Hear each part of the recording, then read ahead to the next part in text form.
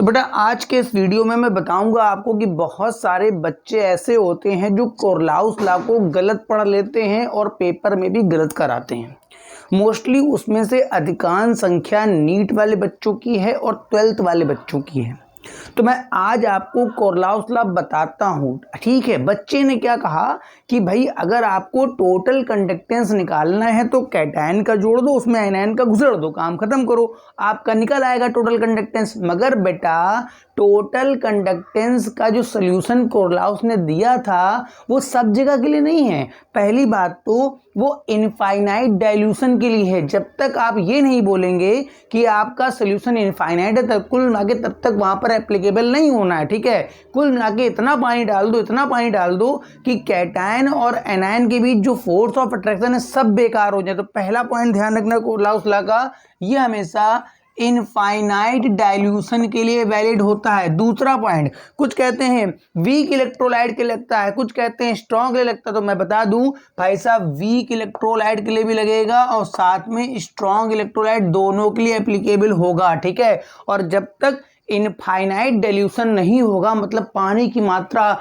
बहुत ज़्यादा नहीं होगी, कैटायन एनायन के बीच फोर्स ऑफ अट्रैक्शन होगा ही नहीं। ठीक है ना, उससे अधिक कंडक्टेंस पॉसिबल ही नहीं होता है। ठीक है, वीक होगा तो भी बहुत दूर हो जाएंगे आयंस, अगर स्ट्रांग होगा तो ऑलरेडी पहले से ही दूर होंगे। ठीक है ना, तो हाँ इसकी बात कर लें। अब इसके बाद बच्चे जो गलती करता है, दो प्रकार के कंडक्टेंस होते हैं, एक होता है बेटा इक्विवेलेंट कंडक्टेंस, एक होता है मोलर कंडक्टेंस। टीचर को क्या बताया, उसने क्या बताया, NaCl का निकालना है, बस जोड़ दो। यानी अगर लेमडा इन्फिनिटी ऑफ NaCl बोल रहा है तो मुझसे कह रहा है lambda infinity of Na plus और lambda infinity of Cl minus, बस काम खत्म कर दो। उसने कहा लेमडा इन्फिनिटी ऑफ BaCl2 निकालना है। अब यहाँ पर देखना पड़ेगा कि ये लेमडा इन्फिनिटी किसका पूछ रहा है, किसका का मतलब पूछ रहा है, ये मोलर कंडक्टेंस है कि इक्विवेलेंट कंडक्टेंस है। अगर यहाँ पर ये इक्विवेलेंट कंडक्टेंस हुआ, अगर ये इक्विवेलेंट कंडक्टेंस हुआ तो यहाँ पर जो 2 है ना, यहाँ पे जो स्टोइचियोमेट्री उसका कोई मतलब नहीं है। मतलब आंसर आएगा lambda infinity of Ba double plus आपका lambda infinity of Cl minus. मगर अगर यही मोलर कंडक्टेंस हो गया, अगर उसने पूछ दिया कि यही फॉर्मूला बताओ फॉर द मोलर कंडक्टेंस, तो बेटा आंसर आएगा lambda infinity of Ba double plus 2 का मल्टीप्लाई होगा और lambda infinity of Cl minus. बहुत सारे बच्चों को तो यही नहीं पता होता कि भाई अगर इक्विवेलेंट कंडक्टेंस देखना है तो आपको स्टोइचियोमेट्री से कोई मतलब नहीं होगा, मगर अगर आपको लिखना है मोलर कंडक्टेंस तो जो भी स्टोइचियोमेट्री लगी होगी उसका साथ में मल्टीप्लाई कराओ, तब जाके आंसर सही आएगा। तो बहुत सारे बच्चों को तो यही पता होता है कि कैटायन का जोड़ो एनायन का जोड़ो, कैटायन का जोड़ो एनायन का जोड़ो, आंसर आ जाएगा। नहीं आएगा। अगर आपसे इक्विवेलेंट पूछ रहा है तो बिना स्टोइचियोमेट्री के जोड़ दो, कोई फर्क नहीं पड़ेगा।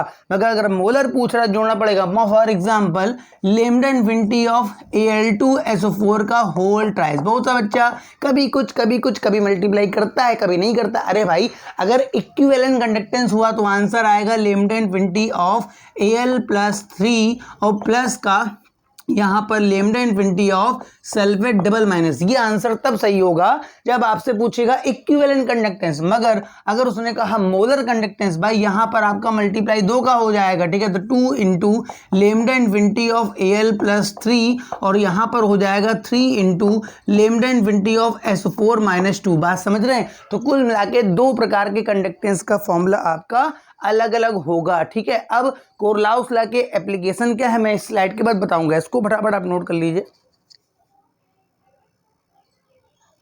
बट अब बात कर लेते हैं कोरलाउस लॉ के एप्लीकेशन की। तो मैं बता दूं, अगर आपको लेमडा इन्फिनिटी निकालना हो फॉर द स्ट्रॉन्ग इलेक्ट्रोलाइट तो ये एक्सपेरिमेंट से निकल आता है। मगर भाई साहब अगर वीक इलेक्ट्रोलाइट का निकालना है तो आप कोरलाउस लॉ से ही निकालेंगे। फॉर एग्जांपल आपको अगर निकालना है लेमडा इन्फिनिटी ऑफ CH3COOH, ये मैं पहला एप्लीकेशन बता रहा हूँ। ठीक है, बताइए एसिडिक एसिड कैसा होता है, वीक इलेक्ट्रोलाइट। तो वहां पर कुछ वैल्यूज गिवन होंगी, मगर वो सारी जो गिवन होंगी वो सब स्ट्रॉन्ग की होंगी। मतलब जैसे लेमडा इन्फिनिटी ऑफ CH3COONA, इसको मैंने x मान लिया तो सॉल्ट है, स्ट्रॉन्ग होगा, इसको मैंने x मान लिया।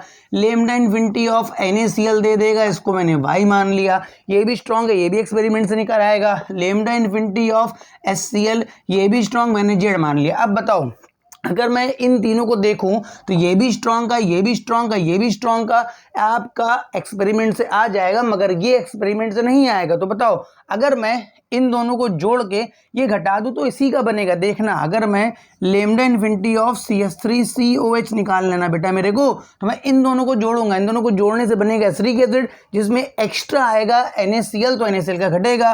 तो lambda infinity of CH3COONa plus lambda infinity of HCl minus का लेमडा इन्फिनिटी ऑफ NaCl। ठीक है, अब बताओ इसकी वैल्यू कितनी है, x हो गया, इसकी वैल्यू कितनी है, z और माइनस का y। इसको सॉल्व कर लूंगा और मेरा आंसर वीक वाले का आ गया। दूसरा एप्लीकेशन क्या है, दूसरा एप्लीकेशन क्या है, अगर मेरे को निकालना है डिग्री ऑफ डिसोसिएशन, अल्फा निकालना है, तो अल्फा का फॉर्मूला होता है lambda v upon lambda infinity, मतलब कुल मिला के किसी पर्टिकुलर वॉल्यूम पे कितना कंडक्टेंस है और इनफाइनाइट पे कितना कंडक्टेंस, अगर इन दोनों का रेशियो निकाल लूंगा, ठीक है, अगर इन दोनों का रेशियो निकाल लूंगा तो मेरा अल्फा मिल जाएगा। ठीक है, ये आपको गिवन होगा क्योंकि एक्सपेरिमेंटली है, और इसको निकालने का फॉर्मूला मेरे पास होता है कैप्पा इंटू 1000 अपॉन मोलरिटी। ठीक है, इसको निकालने का फॉर्मूला होता है कैप्पा इंटू 1000 इंटू मोलरिटी। तो दो मेरे बढ़िया से एप्लीकेशन है। एक तीसरा एप्लीकेशन है, हम लोग आयनाइजेशन कांस्टेंट भी निकाल सकते हैं फॉर द वीक एसिड, वो यहाँ मैं नहीं बता रहा हूँ, डिस्कस नहीं कर रहा हूँ